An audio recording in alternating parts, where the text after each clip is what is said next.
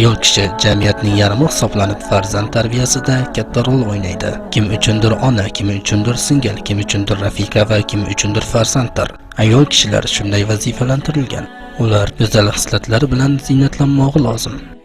Qur'on va sunnat ishorat qilgan ayollarning shaxsiyati bordir.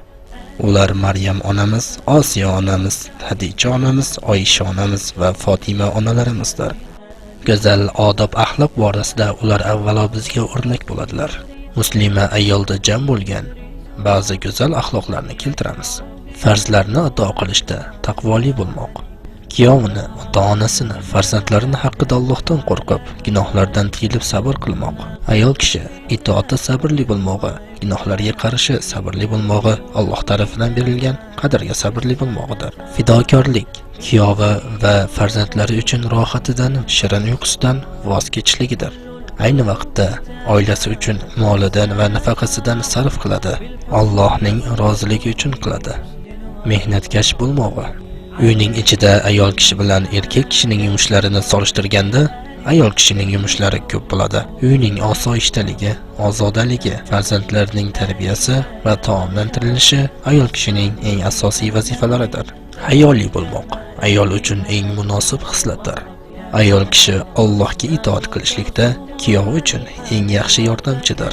Ayol kishi oilasining barqarorligi va davom etishligini istagan holda Alloh harom qilgan narsalardan tiyilib, kuyovidan o'zgaga qaramaydi. Ya'ni u ayollar ishlaridan boshqalarga boqmaslar. Saffot surasining 48-oyatida oldilarida ko'zlarini begonalardan tiyuvchi shahlo ko'zlilar bordir deb marhamat qilingan. Kuyovining molini va sharafini qo'riqlaydi. Niso surasining 34-oyatida solih ayollar itoatkor va Allohning hafsa himoyasi bo'yicha g'oyiblarning muhofazasini qiluvchilardir deb marhamat qilingan. Musulmon ayol ziyrak bo'ladi. O'zini dindan uzoqlashtiruvchi tuzoqlarni hamon sezadi va undan olis bo'ladi. Chunki ummat dushmanlari musulmon ayolini go'zal axloq va iffati bilan o'zini ziynatlaganligini bilishadi va islom dunyosining keng yoyilishi ham musulmon ayolining ilg'orligida bo'ladi. Shu sababli barcha o'qlarni musulmon ayolga qaratishgan.